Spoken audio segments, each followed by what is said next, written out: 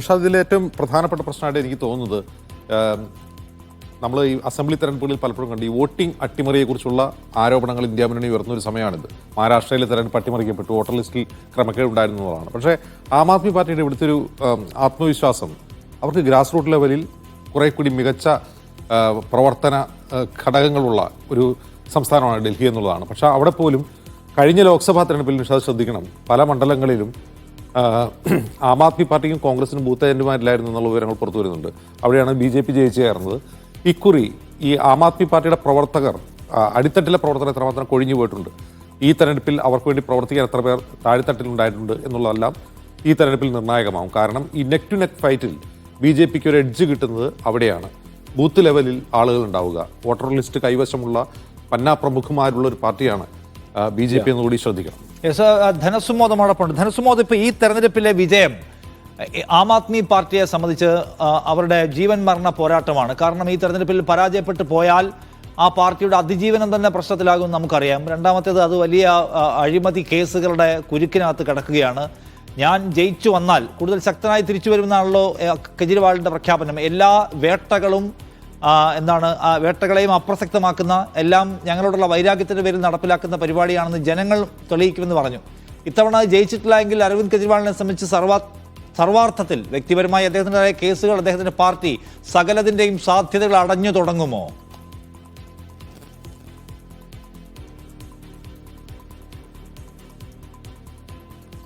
ഇവിടെ നിഷാദ്, നേരത്തെ ഒരു ഇന്ത്യ മുന്നണിയുടെ ഒരു വലിയ സമ്മേളനം ഒരു ദീർഘനാളിന് ശേഷം നടന്നത് ഡൽഹിയിൽ വെച്ചായിരുന്നു. അതായത് നേരത്തെ നിതീഷ് കുമാർ നേതൃത്വത്തിലേക്ക് വരുന്നു, അദ്ദേഹം പിന്നീട് BJPയുടെ ഒപ്പം പോകുന്നു. പിന്നെ വീണ്ടും ഒരു ജനശ്രദ്ധയിലേക്ക് കൊണ്ടുവരുന്നത് ഡൽഹിയിലെ സമ്മേളനത്തിൽ വെച്ചായിരുന്നു. ആ ഡൽഹിയിലെ സമ്മേളനത്തിൽ പ്രത്യേകിച്ച് രണ്ട് പേരായിരുന്നു ശ്രദ്ധേയമായത്. ഒന്ന് അരവിന്ദ് കെജ്രിവാളിന്റെ ഭാര്യ സുനിതയും, മറ്റൊന്ന് ഹേമന്ത് സോറന്റെ ഭാര്യയും.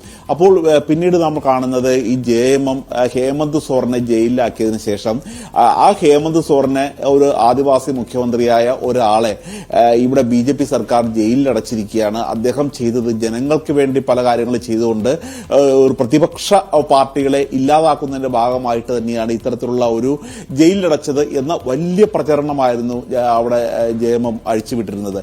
അതിന്റെ ഒരു ഫലം കാണുകയും ചെയ്തു. ഹേമന്ത് സോറൻ വീണ്ടും മുഖ്യമന്ത്രിയായി ചുമതലയേൽക്കുന്ന ഒരു കാഴ്ച കണ്ടു.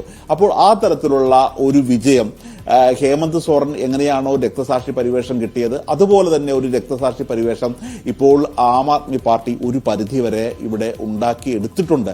മാത്രമല്ല, ഇത് അദ്ദേഹം നടത്തിയ ആദ്യത്തെ പ്രസ്താവനയുണ്ട്, ഇത് ഞാൻ തെറ്റുകാരനാണ് എന്ന് തെളിയുന്നത് ഈ തെരഞ്ഞെടുപ്പിലാണ്.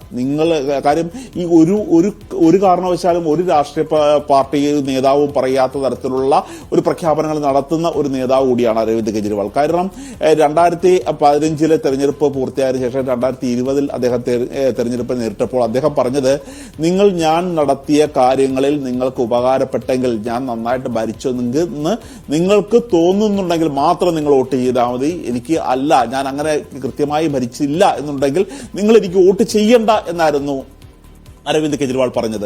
അതുപോലെ തന്നെ ഒരു പ്രഖ്യാപനമാണ് അരവിന്ദ് കെജ്രിവാൾ നടത്തിയിരിക്കുന്നത്. ഈ മദ്യനയ അഴിമതിയിൽ ഞാൻ തെറ്റുകാരനാണെന്ന് തീരുമാനിക്കുന്നത് ഈ ജനകീയ കോടതിയാണ്. ഇതിൽ ഞാൻ പരാജയപ്പെട്ടു പോയാൽ, ഞാൻ ആം ആദ്മിയെ പരാജയപ്പെട്ടാൽ ഞാൻ വേറൊന്നും കേൾക്കുന്നില്ല, സമസ്താപരാധം പറഞ്ഞ് കീഴടങ്ങുകയാണ്, ഒരു കാരണവശാലും ഇനി ഒരു വാദഗതിക്കും മുന്നോട്ട് പോകുന്നില്ല എന്നുള്ളൊരു കാര്യമാണ്. അതുകൊണ്ട് അരവിന്ദ് കെജ്രിവാൾ എന്ന രാഷ്ട്രീയക്കാരന്റെ ഒരു ഡൂ ഓർ ഡൈ പോരാട്ടം തന്നെയാണ് ഇവിടെ നടക്കുന്നത്. അതുകൊണ്ട് ഹേമന്ത് സോറന്റെ മാതൃകയിൽ അദ്ദേഹം വിജയിച്ച് കയറുമോ അതോ അദ്ദേഹം പരാജയപ്പെടുമോ എന്നുള്ളൊരു കാര്യമാണ് ഉറ്റുനോക്കുന്നത്. പക്ഷേ ആം ആദ്മി പാർട്ടി അവസാന നിമിഷത്തിൽ തന്നെ വലിയ കോൺഫിഡൻസിലാണ്. ഇപ്പോൾ അരവിന്ദിന്റെ ഈ റിപ്പോർട്ട് ചെയ്തിരിക്കുമ്പോൾ അതിന്റെ പിന്നിൽ നാം സ്റ്റേജ് കാണുന്നതാണ്. കാരണം എപ്പോഴും ഇതുപോലെ ആം ആദ്മി പാർട്ടി അവർ ഒരു സെറ്റ് ചെയ്യാറുണ്ട്. കാര്യം 2013 2015 ഏതൊക്കെ നേതാക്കന്മാർ ഏതൊക്കെ പൊസിഷനിൽ നിന്ന് വേണം ജനങ്ങളെ അഭിസംബോധന ചെയ്യുന്നുണ്ട് എന്നുള്ളൊരു കാര്യം അവർ കൃത്യമായി പ്ലാൻ ചെയ്തിട്ടാണ് മുന്നോട്ട് പോകുന്നത്. അങ്ങനെ ഒരു കൃത്യമായ ഒരു പ്ലാനിങ്ങോട്ട് തന്നെയാണ് ഇപ്പോൾ ആം ആദ്മി പാർട്ടി മുന്നോട്ട് പോകുന്നത്. അവർ സ്റ്റേജ് കെട്ടിയിരിക്കുകയാണ്, അവർ കൃത്യമായ നേതാക്കന്മാർ വരേണ്ട ഒരു പൊസിഷൻ വരെ തീരുമാനിച്ചിരിക്കുകയാണ്.